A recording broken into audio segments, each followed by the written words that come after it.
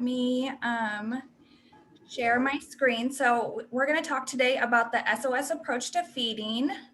So let me get the PowerPoint pulled up.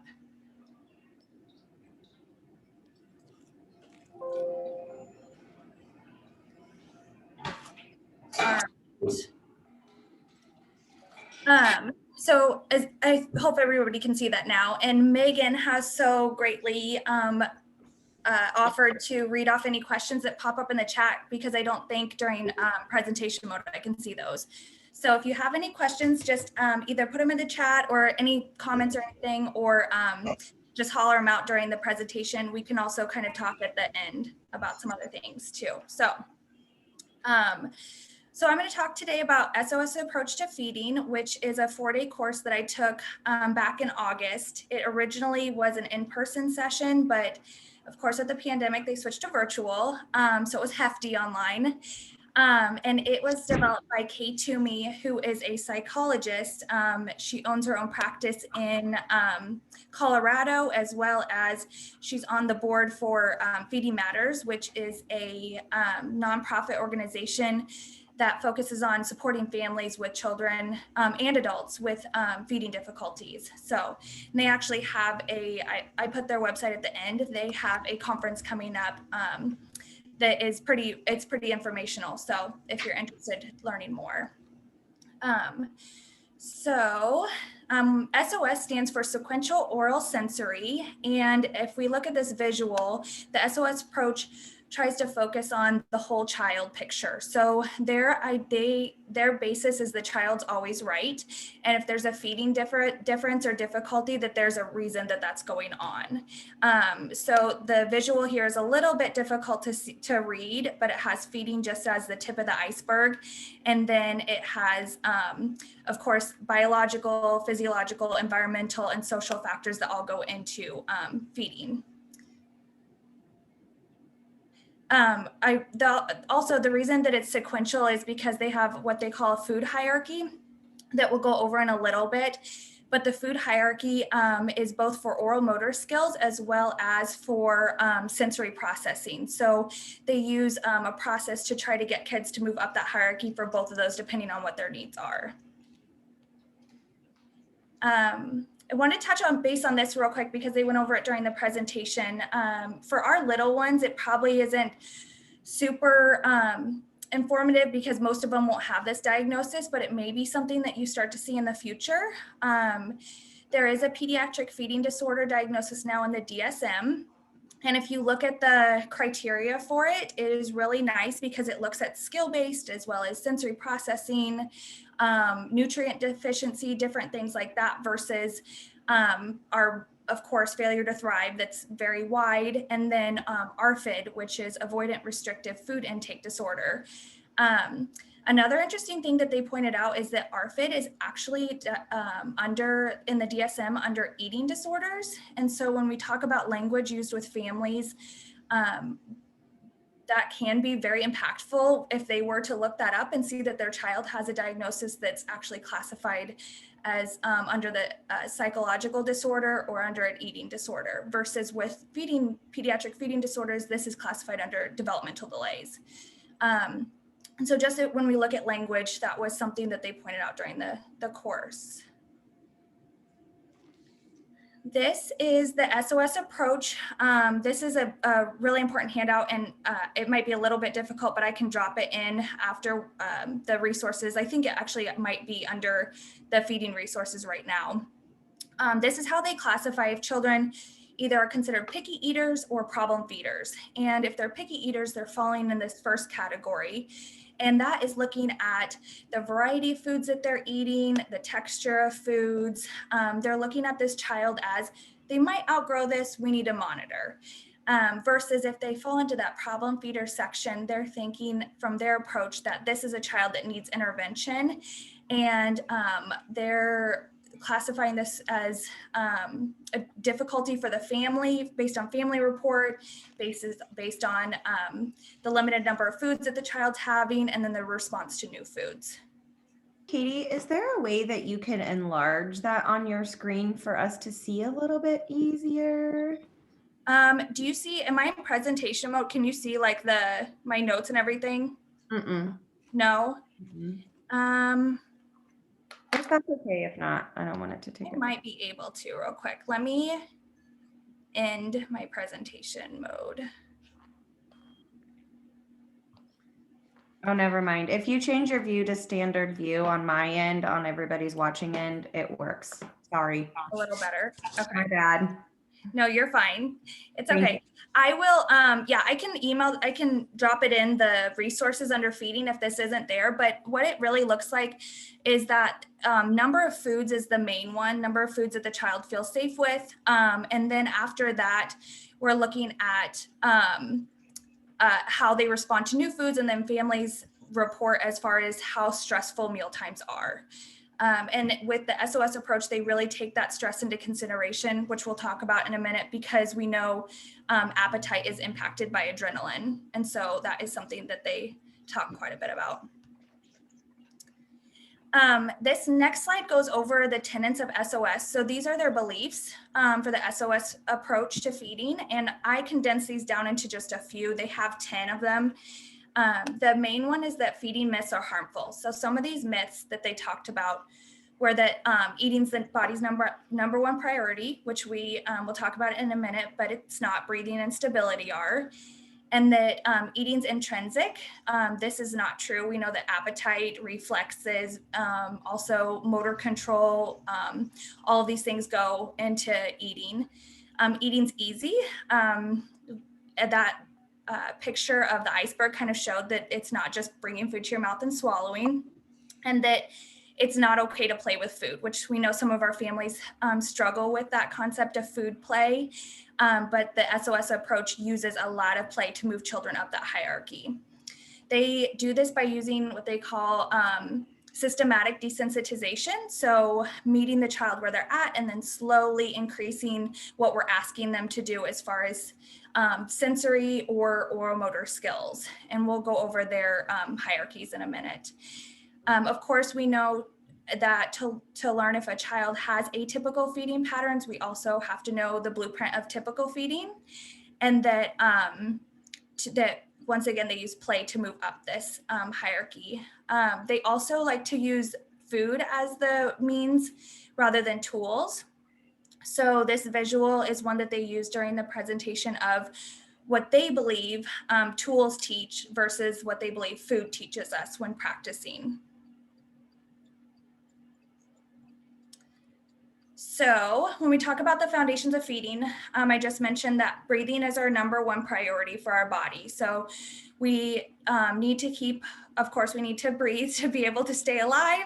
And we're always going to breathe first before we actually focus on managing food. So that's why we have a lot of little ones that then the food goes down the wrong way.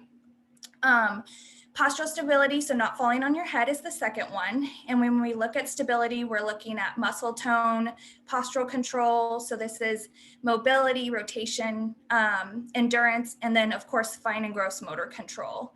And then the last one is eating. So if we're looking at how 1 and 2 impact eating, they have a phrase that they use that's stability supports the number one goal of breathing, which then frees our brain to focus up on eating. So we don't have to, we can focus on that higher skill of eating and don't have to think about breathing and keeping our body upright. Just a couple signs that postural stability might be a concern is that we see slouching, joint locking, preference to stand or walk around while they're eating, and then of course those kiddos that are just sliding out of their chair. So this goes over seating modifications. So looking at that number 2 priority of postural stability, some of the things that they pointed out is, of course, we want the 90-90-90 with seating 90 degrees at the hips, at the knees, and then at the ankles. And they used in this first picture a wedge and then a booster and a footrest to help support this child. The second one is the sassy seat, which they really like for younger children. They also pointed out that right behind the knees, between right behind the knees, there should be about a 2-finger width depth between the knees and then the chair. And that's because if the knees are too far back, our legs extend out. And then if our feet are too far forward, we lose that 90 degrees as well. They also talked about the table height should be between your belly button and your chest, and that gives your arms a place to rest at 90 degrees. And that there are, of course, millions of modifications we can make to seating. Some of them were like the non-skid mats, footrests, and then of course using pool noodles, wedges, and rolled towels to kind of get a child more comfortable. So I'm going to do a little activity. You don't have to get up. You can just be right where you're at. So I'm going to have you move forward in the chair that you're sitting at, just to like maybe the end of your chair, like 2 to 3 inches, so that your feet are off of the chair, or your feet are on the floor. And now I'm going to have you just lift your feet up so that they're hovering off of the floor. They don't have to be all the way extended. So when you're sitting like that, what I first want you to do is I want you to focus on having your breathing at a typical rate. So that resting rate of that slow breath in, slow breath out, and just notice what your body feels like when you're trying to focus on your breath.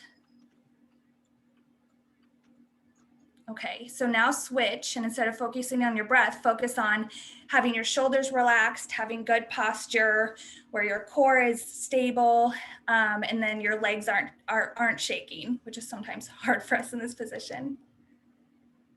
And focus on keeping that relaxed posture. Okay, so that was a real quick one. During the course, we had to do that for, I think it was like 5 minutes altogether. And people were like feeling like they were like sweating. So in the chat, if you want to, or if you want to just shout out, when you were focusing on your breath, what did you feel like the changes were to your body and your posture?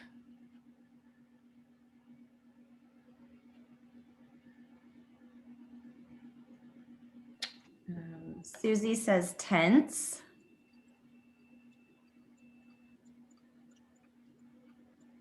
Yeah, I felt like that when I was focusing on my breath, like my legs seemed to tense up and my shoulder seems to tense up.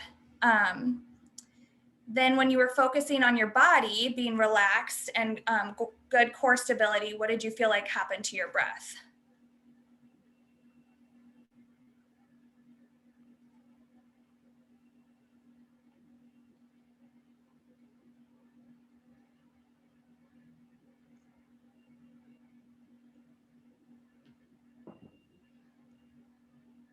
Well, I felt much better able to pay attention to what you were saying. Yeah. Better attention. Yeah, you are. You're better focused. Sometimes with that, you might find yourself doing some breath holding because you are trying to focus a little bit more. And so this just brings awareness, and maybe a good activity to do with some families who might not understand the importance of good seating. You just see a kitchen table chair, and they see the behaviors of their child who's wiggling or trying to sit on their knees or getting up, where they might not understand what that stability does to that mealtime. And Megan McGee just mentioned she overall struggled because she had food in her mouth and she was trying to chew and not let her feet drop and breathe. Yikes, she said. Too many things at once. Yeah. Yeah. So that just gives you a little bit idea of a couple modifications for seating to help, again, focus on the number 1 and number 2 priorities so that we can eat. So these next 3 slides, I'll drop these handouts in the resources also because I found them really beneficial. They go over the typical development of motor and postural stability, oral motor skills, and then sensory, which I thought the sensory was really interesting because I've never seen that in this format. So a couple things I'm just going to point out. This one is from 7 to 8 weeks post-conception to 2 months. And a couple things that they pointed out here are those protective reflexes occur first. So those rooting and gagging ones, those were right around here, 32 weeks post-conception, and that's because we're starting to manage amniotic fluid at that time. So if we think about our little ones who are born early before 32 weeks, they might not have these, and so assessing for these are really important before doing oral feedings, which most of the time those little ones have that done when they're in the NICU. Then that nutritive sucking reflex is around 34 to 36 weeks post conception. And so once again, thinking about our babies that are born early, that central pattern generator, which is down here under 38 to 40 weeks, that's very important because it helps with that suck, swallow, breathe pattern. If we think about babies who are either breast or bottle feeding at birth, they have to really focus on that compression and suction to have the extraction of the liquid. Whereas they're at this point, we're not really expecting much from their lips, and honestly, not a ton from that tongue, except for that good positioning of the tongue and then that rhythmic movement. But really it's that hard palate, soft palate, and then of course that tongue positioning. Whereas when we start to manage foods, we expect so much more from the lips and the tongue. And then as far as sensory on this one, you can see there's not a lot of changes for sensory, because when we're having just breast milk or formula, we're not having a lot change in the taste. Breast milk obviously has more changes than formula tastes do, but it's pretty consistent. This one goes over about 2.5 months to 10 months, and there's a lot of changes here. So about 2 to 4 months, we begin to integrate our reflexes.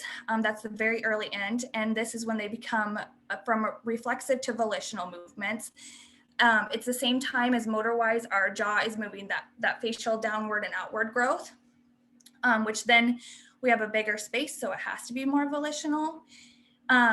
Around the 4 to 6 months, we're also having more successful oral motor skills because we're starting to reach, open our mouth, have more postural stability for typical development. And one study they pointed out, which was really interesting, was besides being in the NICU, the second most common time a child gets a G-tube is around 6 months. And they did this study, and what they think is going on is that this is when that volitional takes over versus the reflexive. And so then we start to see some feeding difficulties. And so these children, might have had difficulties before, but we just didn't notice it because either those dream feeds or it was reflexive, things like that. Around 7 to 8 months, then we start to have that lip closure start to happen and that lateralization, and that is full tongue lateralization, not tongue tip. This corresponds with the time we get that reciprocal crawling movement, which goes hand in hand. And that around 8 to 10 months is when those fingers still are making up for the skills that are lacking in tongue coordination. And so these are all estimates. I know that sometimes the ages changed a little bit, but I thought it was a nice little chart to give some of the skills. And the last one is from 10 to 36 months. And so at 10 months, we start to expect some of the controlled biting and that rotary chewing in typical development. We don't expect until about 15 to 18 months for that tongue to start sweeping to collect pieces. So it's typical to see those hands in the mouth or helping food move around until that age, especially with foods that are falling apart and a little more difficult to manage. And that they really, in the SOS approach, like to educate families on skill development before manners. And so we don't really expect children to be able to get the power with their teeth with a closed lip posture until close to that 2 to 3 year age range. And so some kids who may have a little bit more difficulty breaking down foods may need to chew with their mouth open so that they can move that food back to that fulcrum a little bit longer, and maybe then need to work on lip closure a little bit later.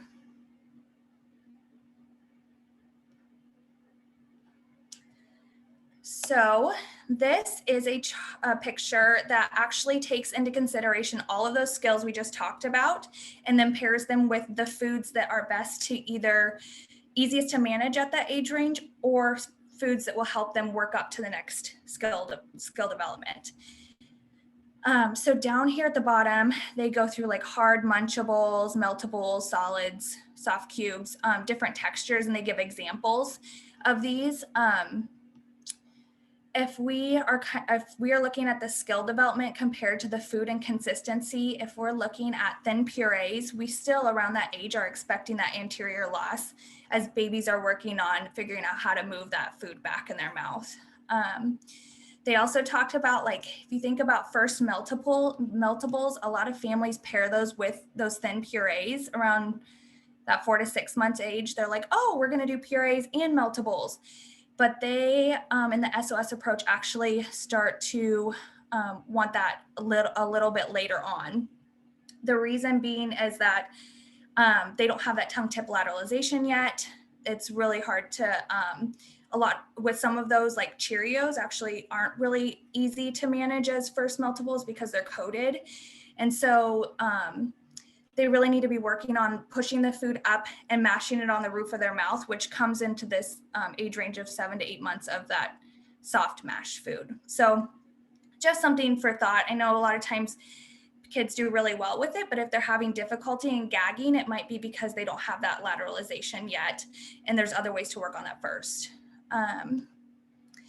So one thing that they are very passionate about in the SOS approach is these hard munchables, and that is how they believe that you work on tongue tip lateralization.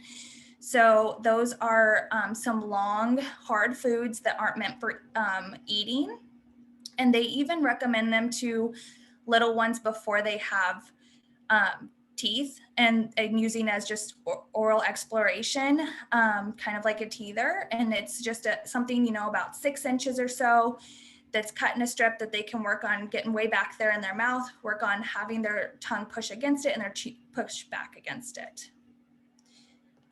And they believe that helps with the kinesthetic awareness as well as knowing where things are in their mouth. Hey, Katie, I have a quick question about the hard munchables. Yeah. It did say, I just noticed in parentheses that there things like stale licorice, lollipops, hard beef jerky are for kids with feeding delays as long as they're older than 12 months old. Do you have an idea of why they recommend that for only? Is it because of all the things on it, like for potential allergens maybe? So they recommended it in typical development starting early, like starting with when they can bring things to their mouth, hands to mouth. They did say that a lot of times that they start to recommend after a year old with feeding difficulties, because there could either be allergens, yes, or that they said that some just the motor development, they really want that hand to mouth first, so that we're not using our hands on their hands to bring those to their mouth. And so I think that's what they meant there, but I can look more into that too. So some things that we might see are on the next couple slides. We might see pocketing, which we can be a couple different reasons. It could be because that the side of the tongue is stronger than that cheek muscle, and so food just gets lost in there. It could be sensory wise, we don't know where it went, or we like the feeling of having our mouth full. And so motor wise, they recommended, if we feel like it's a motor difference, using those hard munchables, because it can get back there. Your cheek can press against it, your tongue can press against it. If it's sensory or motor, they recommended changing the temperature, the spice level, or working on that bite and pull action to pace.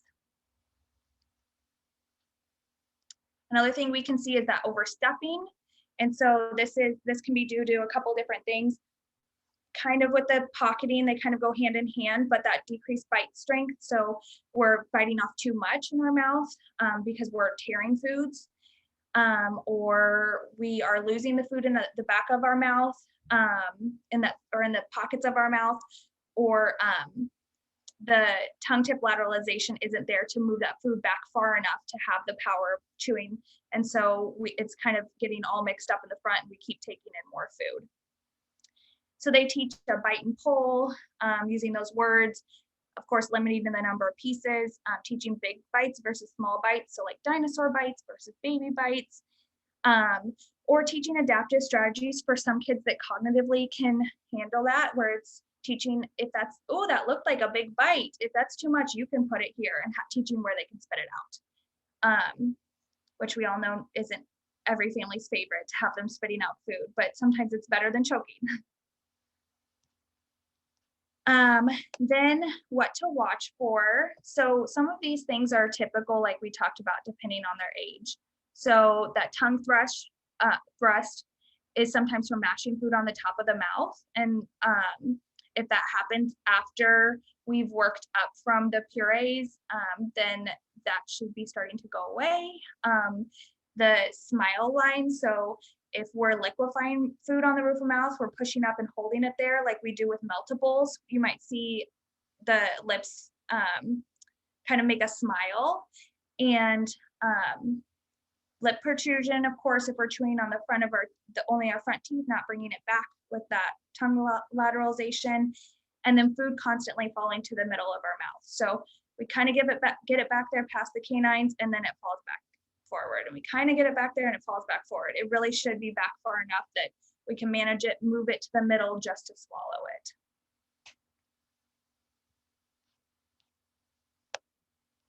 So here's some strategies they talked about. So food jag. So we see this a lot of time with little ones who have only a few favorite foods and they want to have those every single day. And so one strategy they recommended is to do a menu strategy where you first list all the foods that a child will eat, or that are safe foods, and then put it in a menu style where you try to have one starch, one protein, and one fruit or vegetable for 3 meals and 2 snacks a day.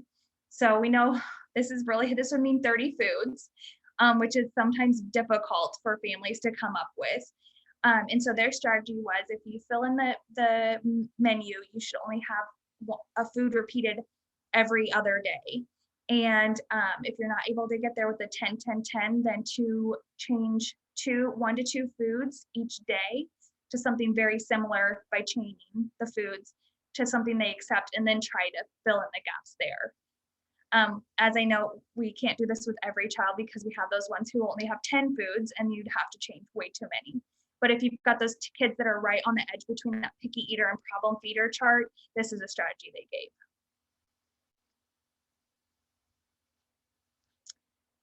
So sensory wise, these are a couple examples of over responsive for sensory processing, things we might see when offering foods. And they're broken down into our different senses, and then under responsive, some of the things that we might see for our little ones. One thing they pointed out was that taste is sensed by those chemoreceptors, and this is actually slower than the sensing of texture. And so if we're looking at some of these over responsive features, or even under responsive, sometimes the first strategy we go to is like, oh, they didn't like how that tasted. Instead of going that way, they really recommended looking at the textures that the child will accept as their safe foods and seeing if there's a commonality, and either changing the texture or the format that food is given. So if they have a response that they're not really keen on some avocado, that they recommended changing how it looks or changing how the texture of it feels by coating it in breadcrumbs or something like that, just to look at those before we look at, oh, the child doesn't like how it tastes. If we see a child with some of these under responsive features, those might be the kids that might benefit from those proprioceptive or vestibular or tactile inputs to help them be alert and engaged in those meal times, making seating changes. Also, they recommended maybe using a mirror during mealtime for those kids that are under responsive, who kind of lose food out of the side of their mouth, who maybe don't know how big of a bite they're taking. It kind of gives them that feedback. And then also, if they're over responsive, looking at, or under responsive, looking at how we get to the table. Do we maybe need to do some deep breaths or some big body movements before we come to the table? Do we need the child to help prepare the meal? Different things like that. So when we look at sensory, we can't not talk about appetite then, because we know that how things smell and how they look and we take all of those, how they feel, really affect our appetite, our um, as well as our biological and GI system, of course, and then mood. So you smell those cookies and you think of grandma's house. And so they talked about, when we look at appetite, we also have to look at adrenaline and think about how the family and the child are they at homeostasis, or are they at a heightened alert state during meal times or before meal times? Because if we are at this heightened state, then we're not able to focus on those hunger cues, and sometimes lose those cues. So I thought that was just a good reminder that I needed You want to go outside? to look at that. I can let you out. Hey, Jana, I think your microphone's on.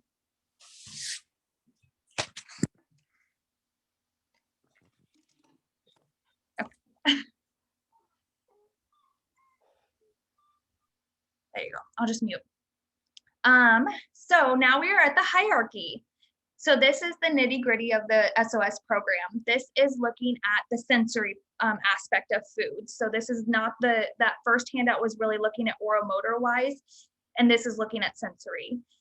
If you think about, like, when I saw this the first time, I was like, oh my gosh, it's crazy. Like if you're just initially tolerating foods, like how many steps it could take and how long it could take for every single different type of food to get to that eating level. And so I think sometimes families may benefit from this, and they even recommended for those extreme picky eaters taking this to a family and filling out their foods on every single step that child is at. So if they have 10 foods, writing down, this is where they're at, to get that visual of, this is where we need to be. So even like touch, like there's way more than just our hands that can touch foods to explore them. And as we move up towards the face, we sense things very differently than we do with touching them with our hands.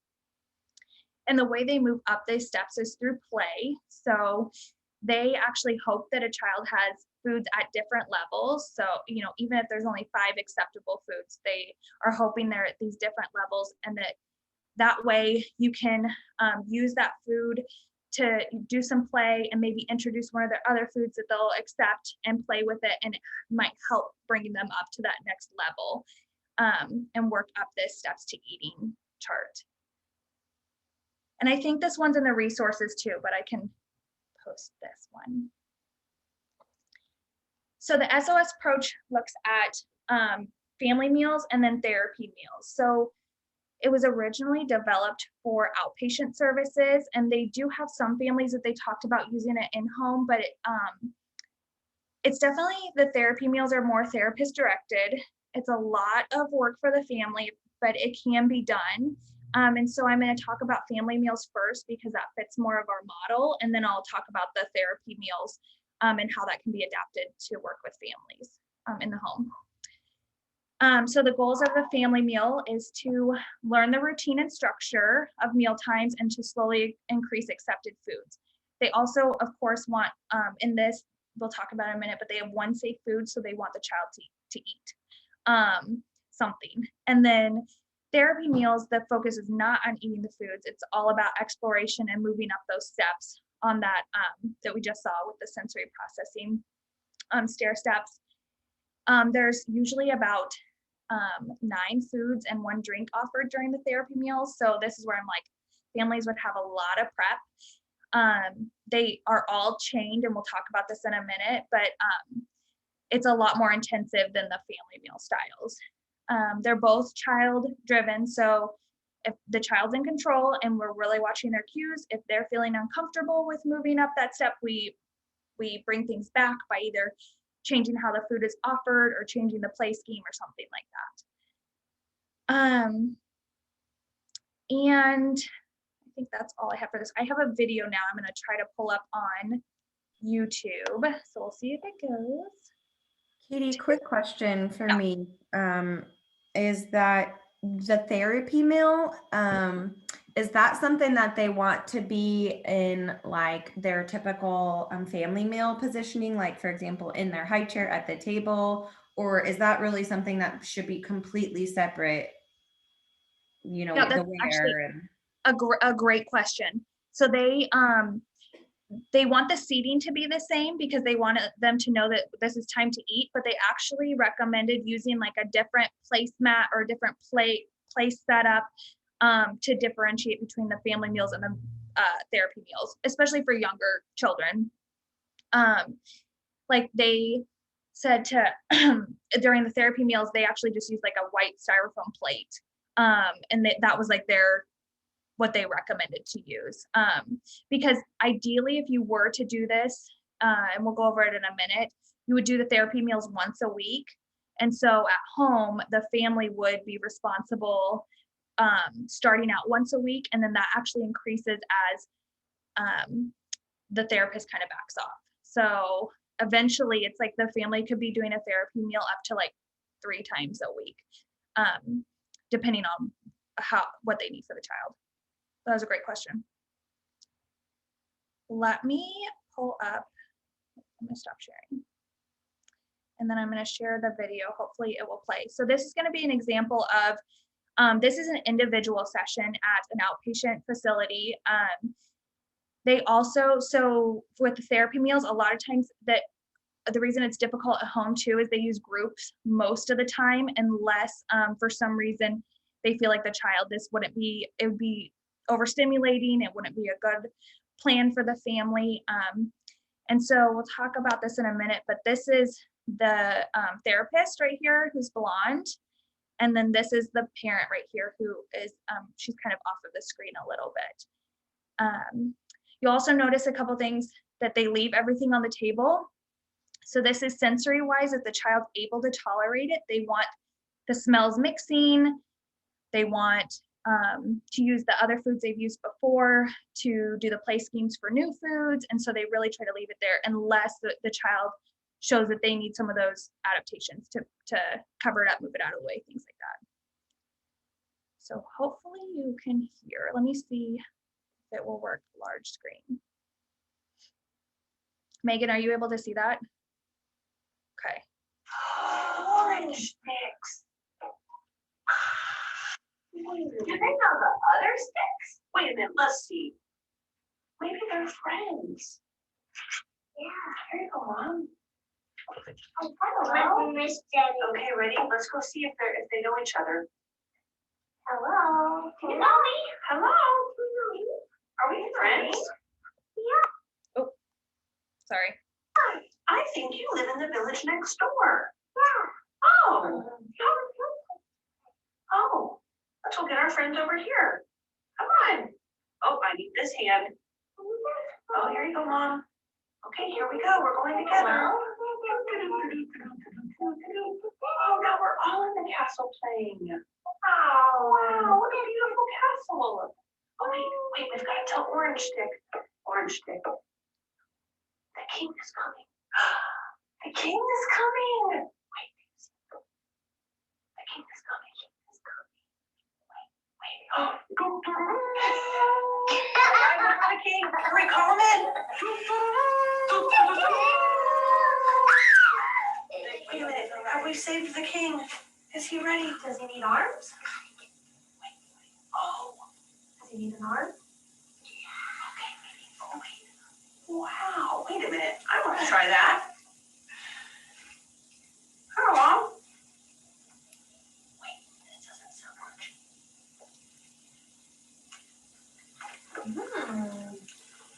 Soft. Chewy.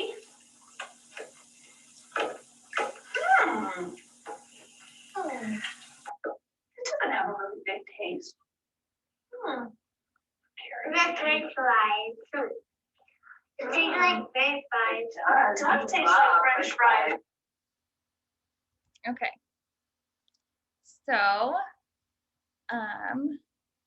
pull this back up. So what were some things that you guys noticed during that video?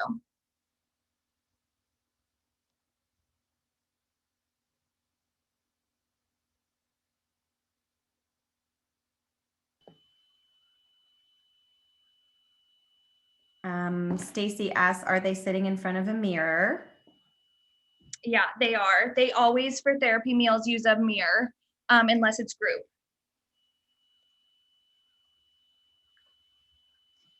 What do you think was the step sensory wise they started at with those chicken fingers? And then what do you think they intended to move up to, and what did they actually move up to?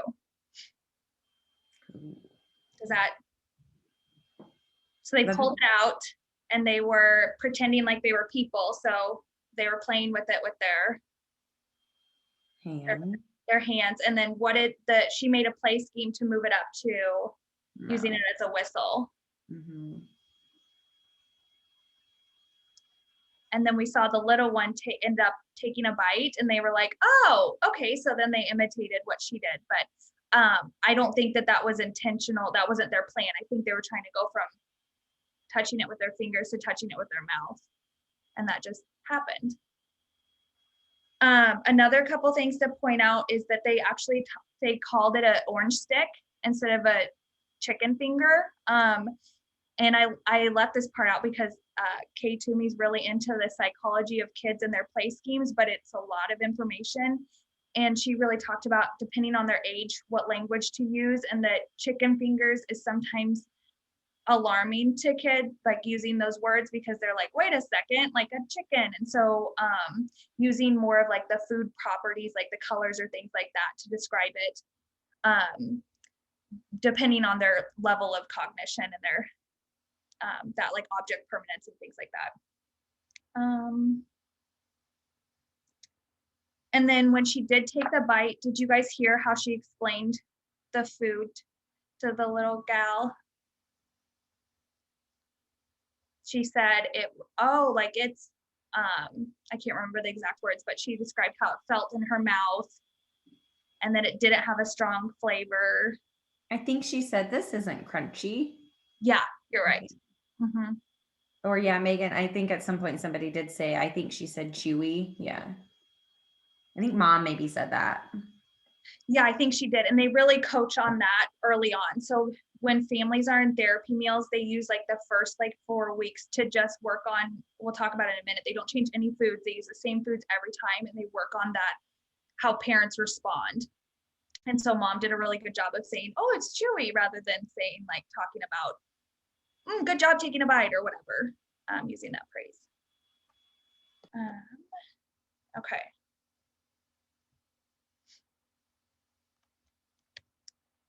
So then the goals for the family meal times. The goal of family meal times is using those, as Megan McGee loves, those mirror neurons, and using those to our advantage.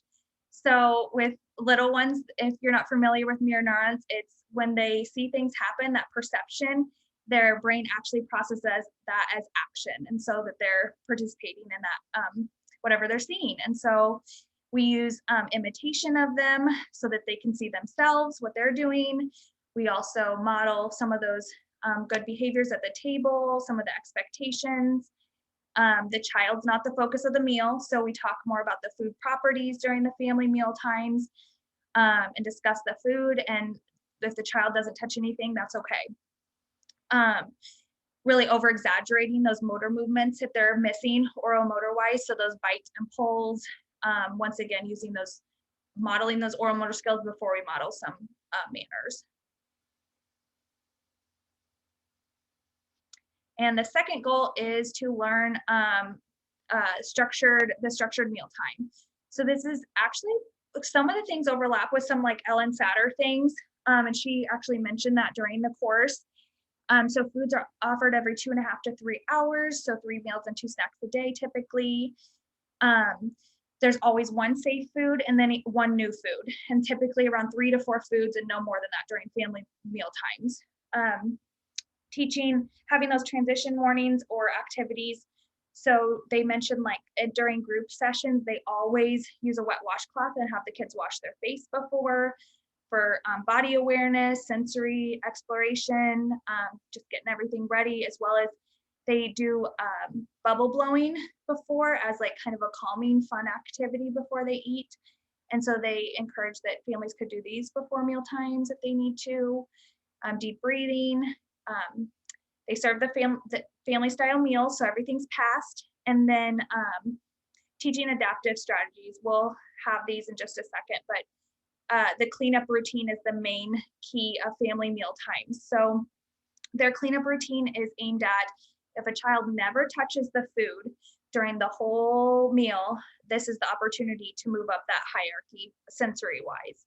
And so at the end of a meal, the parent places one of every food on the child's plate because they might not have taken it during the meal, or they'll take off if there's extra on there. And then the child is responsible for clearing their plate. So this could be pushing the food off into the trash can. This could be using a napkin to push it off, or this could be blowing it into the trash can, but trying to work them up to closer to their ideal thing is blowing it off at the end or touching it to interact with the food.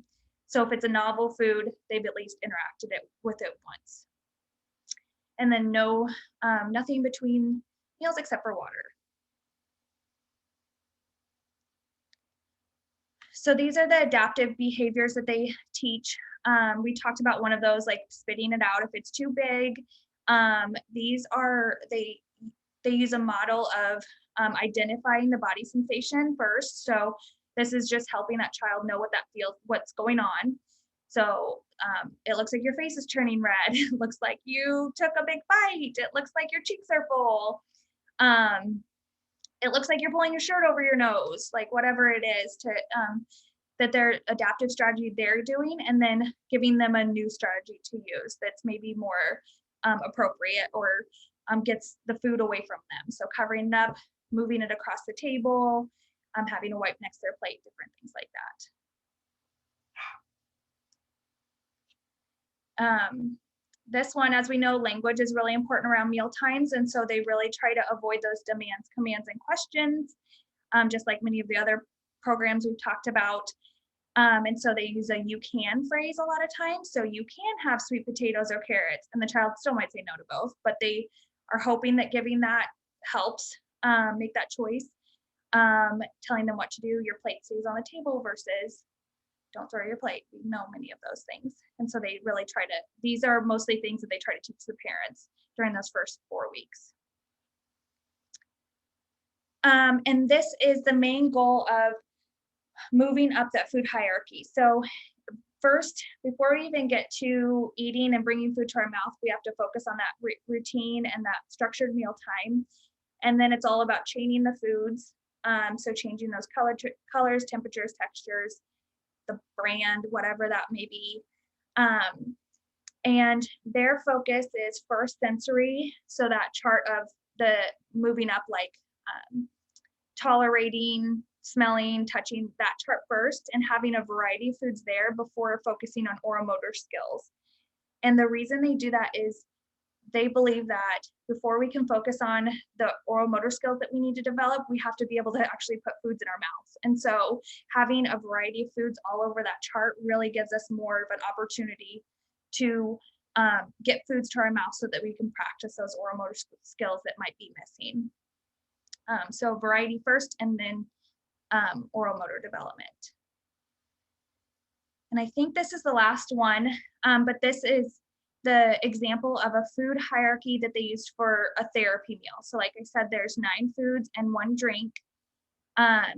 They all have to be connected to the food above. So these foods, and actually like this, like hummus and then flaming hot Cheetos, that doesn't look like it goes, but if you look at the play scheme over here to the side, they use the hummus and veggie straws together. And so this was like one thing. And then I would guess that the flaming hot Cheetos, maybe they were trying to chain by the shape of the veggie straws. And they always start with a food that the child will accept, so that something that's safe to them. And they have 1 starch, 1 protein, 1 fruit and vegetable, 1 hard munchable, 1 meltable, hard solid, and 1 puree. And so for older kids, they don't expect them to eat the purees. They're not expecting you to go back if you're missing skills, but usually they use this for the play scheme. So like face painting or something like that. And this is a really nice chart because it gives out like their clinical rationale of why they feel like they use these foods, and then the play scheme like we saw in the video of what they're doing to move up that hierarchy. They always end with the drink. I don't know if I said that. And then during the course of therapy, this is just an example. Like this child was in therapy for 12 weeks, and they didn't even change any foods during therapy meals until week 4, when they changed 25%. Then they move up to 50 and then 75 to try to expand. And the child doesn't actually have to eat any of this. So it's just, once again, therapy meals are all about exploration and tolerance and moving up that sensory hierarchy. So the last one is these resources. So this is the Feeding Matters website, which I talked about. They have great resources for families, some handouts, and then the SOS Approach. Their website also has some of their handouts, information about it, and then like if you were interested in the course, some information there. So any questions or comments?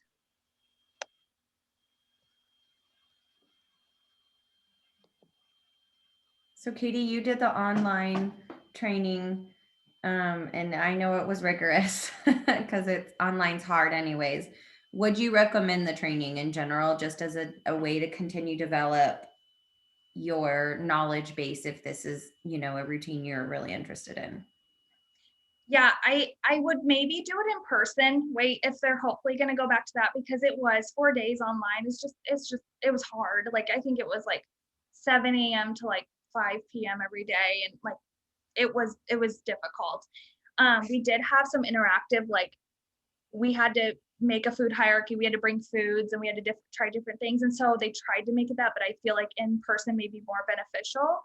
And I would recommend the course. I feel like some of it was, took me some time to process and think about like how I could use this in the home with a family versus like their strict protocol. But I do feel like just in general, like the learning about the play schemes that some of them use and then that chaining piece, I felt like it was really beneficial as far as continuing education. Stacy says, you mentioned there's some overlap with Ellen Satter. Is there anything that conflicts or contradicts with Ellen Satter's approach? Yes, there is. They do use praise, and they do use some language like the Ellen Satter program. I actually am just starting that course, so I don't know everything about it, but what I've heard that isn't used in that program. And so, as well as the during family meal times, having the 1 starch, 1 protein, and 1 fruit or vegetable, trying for those. They do it, the SOS approach is because they want variety, not necessarily looking at nutritional value or anything.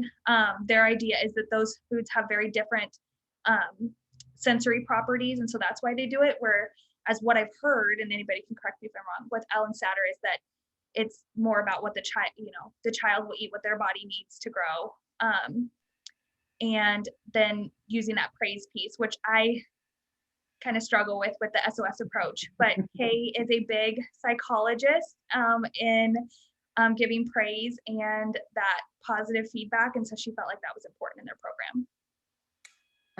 And Megan asked if you guys had a conversation about how to adjust some of these protocols for families that might not be food secure.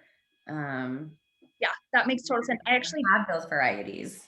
Yeah, I took this with actually 2 SLPs from Wyandotte County, and they came over and we took it at my house together so that we weren't by ourselves for 4 days.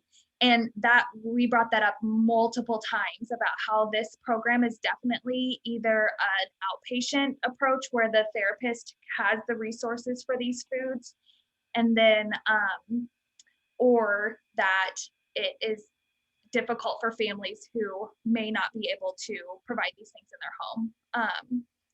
As well as just like the therapy meal, doing that at home, I just feel like it would be so much on a parent to do. And so that aspect of it, I think, is difficult for in-home services. Well, I think it also operates under the assumption that everybody has all those different foods at their table. And that they know, I mean, honestly, and just the knowledge base that, you know, you talk about training and like, that takes a lot of effort to be able to plan out and think about those things. And then it's like, okay, what if the family prepares this and you come to their home and you're going to do a therapy meal and like things aren't chained how you would want them. And it's like, then you run into then you run into that uncomfortableness of supporting them where they're at, as well as following the fidelity of the program. So.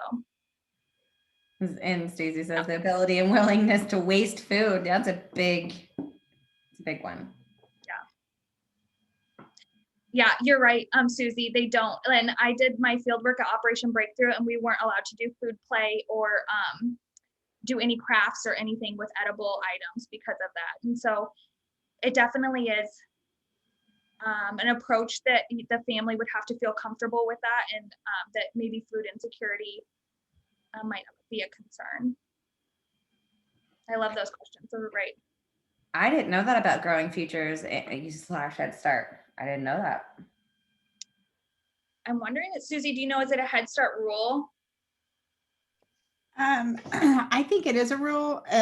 I learned it during one of the early Head Start teachers that was in on a home visit with me, and I suggested, okay, let's get this guy to have some fun with spaghetti noodles. And, you know, she said that was part of their philosophy, that they want, because a lot of their families, of course, lower income, and they want not to associate food as play, but for nutrition. And so, so I feel like we could do some education there, but yet I don't know where to go. But that, you know, I don't know if that philosophy has changed. That was about 5 years ago when that therapist or teacher told me that.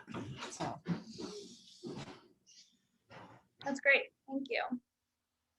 Yeah, I like that, Megan, that playing with food is cool.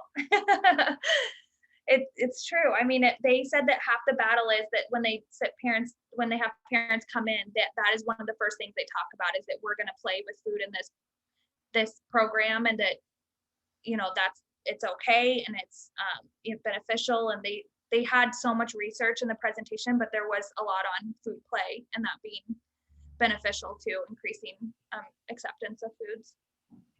You know, and I've learned a lot about that question, Megan, like people just asking directly, what is your comfort level with meal times and your child being messy with food? And it's been super helpful with the families, because I think then they'll get a chance to say, yeah, I don't like it, and say, okay, let's make a deal. I'll do it when I'm here and then I get to clean up the mess.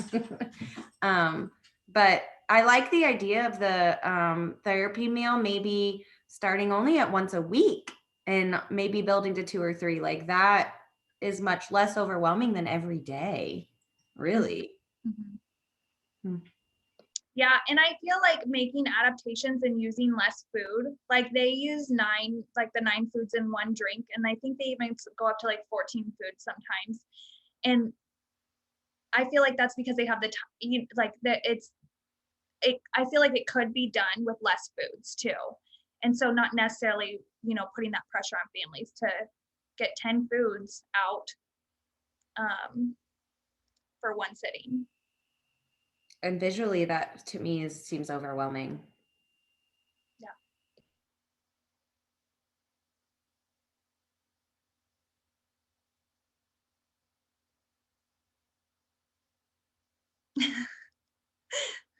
Agreed. Well, thank you guys. I really appreciate it. I thought it was a really interesting course, and I learned a lot from it, and there was a lot of good information I feel like I took away from it, and then some that came, you know, I was like, kind of made me think. So yeah, if you want to learn more, I'd be more than happy to talk about it, or I'll add those handouts if you want to see those. Yeah, Katie, I know that's a ton of information to condense. So I think you did a really great job, and appreciate the handouts. I think some of them are already in there, but yeah, some of the more pertinent ones, to make sure that they're in that resource file, would be super helpful. Thank you so much. Welcome. Have a good weekend.